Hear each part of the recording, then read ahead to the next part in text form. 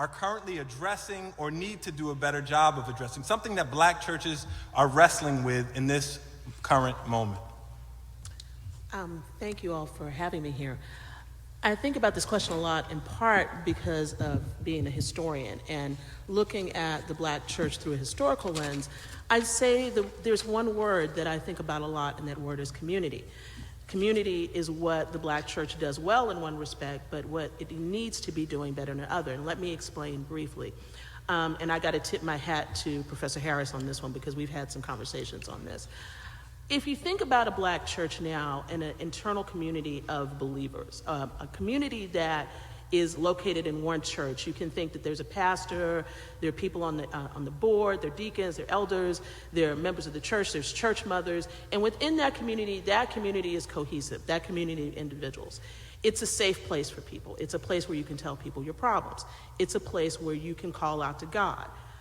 What the problem is that most of our churches now are individual churches, and they are not collectives as a community within the communities that they live in. And I think this has a lot to do with the kinds of Black churches we have now. It's not just a moderate 100-member church or a 200-member church. We have mega churches of 10 or 20,000. We have small storefront churches of 100 or 200. But the thing that usually brings people together is that you have a set of shared common goals. During the civil rights movement, it was civil rights. Now that things have sort of dissipated into all sorts of ills of the urban community especially, how do you bring community together? How do you bring communities of churches together? How do you bring coalitions together? Part of the way that happens is you may make a community of churches or a pastor's coalition or something like that. These things are going away. The second thing, and I think that a big moment that happened that a lot of people probably didn't realize, but it was a very big moment, was the passing of Dorothy Height. And when Dorothy Height passed, what that was a generation going away.